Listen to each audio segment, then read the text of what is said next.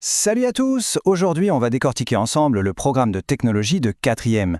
L'idée, c'est de faire un tour d'horizon clair et bien structuré pour comprendre comment les objets qui nous entourent sont pensés, comment ils prennent vie et comment on les protège. C'est parti! Alors, tout commence toujours par une idée, par un besoin. Par exemple, comment écouter de la musique n'importe où? C'est le point de départ de la technologie.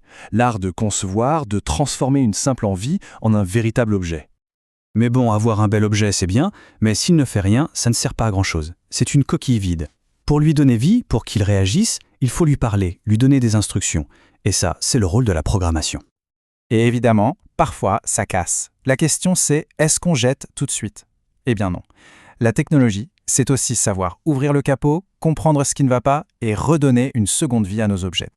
Et enfin, dans notre monde ultra connecté, une fois que nos objets sont conçus et programmés, il y a une dernière étape cruciale, les protéger.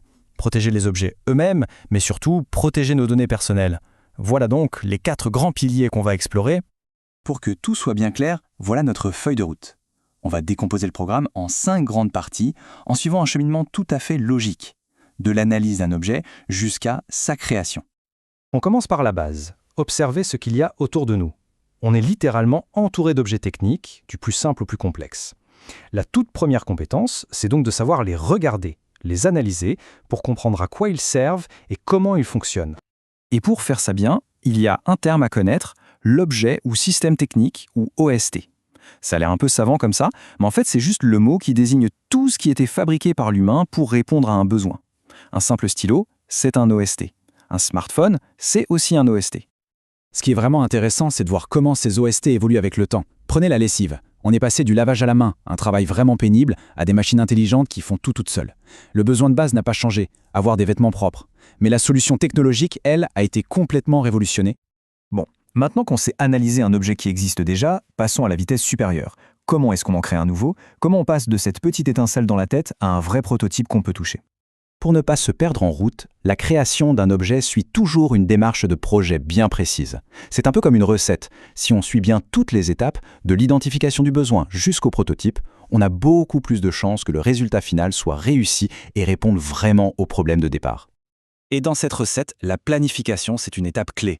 Des outils comme ce tableau des antériorités aident à mettre les tâches dans le bon ordre. C'est logique, on ne peut pas imprimer une pièce en 3D si on ne l'a pas dessinée sur l'ordinateur avant. Ça paraît évident, mais bien organiser tout ça, ça évite de perdre un temps fou.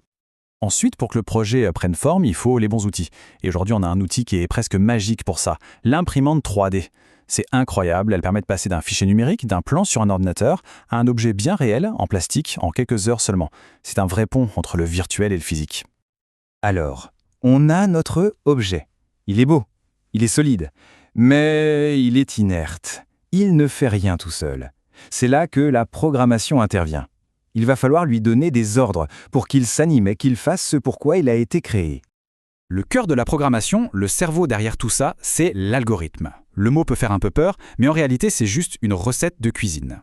C'est la liste d'étapes, dans le bon ordre, qui dit à un robot ou à une montre connectée exactement quoi faire pour arriver à un résultat. En programmation, pour ne pas avoir à réécrire la même chose 100 fois, on utilise des boucles. Il y en a 2 types principaux. La boucle répétée n fois, c'est quand on sait à l'avance combien de fois on doit faire une action. Par exemple, pour dessiner un carré, on avance et on tourne 4 fois. C'est tout. La boucle répétée jusqu'à, c'est différent. On ne sait pas quand ça va s'arrêter. Pensez à un jeu vidéo, on continue de jouer jusqu'à ce qu'on perde. Ça peut durer 1 minute comme 1 heure.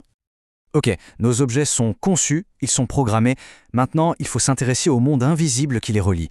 Les réseaux, Internet, c'est un univers absolument passionnant, mais qui a ses propres règles et ses dangers. Il faut donc apprendre à y naviguer prudemment. Ce monde numérique, aussi virtuel qu'il paraisse, a une empreinte physique bien réelle et même colossale. Les data centers, ces énormes bâtiments qui stockent toutes nos données, sont de véritables ogres énergétiques. Pour donner une idée, un seul data center de taille moyenne consomme autant d'électricité qu'une ville de 50 000 habitants. C'est juste énorme. Et quand on se balade sur Internet, on laisse des petites traces de notre passage, un peu comme des miettes de pain. Ce sont les fameux cookies. Ce sont des petits fichiers que les sites web déposent sur notre ordinateur pour se souvenir de nous. C'est utile par exemple pour ne pas avoir à se reconnecter à chaque fois, mais c'est aussi comme ça que les publicitaires nous suivent à la trace. Heureusement, face aux risques comme le vol de données ou l'usurpation d'identité, on n'est pas sans défense. Quelques gestes très simples peuvent vraiment faire la différence. Par exemple, activer la double authentification sur ses comptes ou créer des mots de passe un peu complexes. C'est comme mettre un bon cadenas sur sa porte d'entrée numérique. On arrive à notre dernière partie. Maintenant qu'on a vu toutes ces compétences, la question c'est à quoi ça sert tout ça? Pourquoi est-ce si important de savoir analyser, concevoir et programmer aujourd'hui? Eh bien, tout simplement parce que ces compétences ne sont pas juste des exercices pour l'école. Ce sont les fondations des métiers qui sont en train de construire le monde de demain. Que ce soit l'ingénieur qui imagine une voiture autonome, le développeur qui code l'application qu'on utilise tous les jours, ou l'expert en cybersécurité qui protège nos informations. Toutes ces carrières passionnantes découlent directement de ce qu'on vient de voir. Voilà, on a fait le tour. On a vu comment on analyse un objet, comment on lui donne vie, comment on le programme et comment on le protège. La technologie nous donne des outils incroyables. Alors, la seule question qui reste maintenant, c'est la prochaine bonne idée à prototyper. Quelle sera-t-elle ?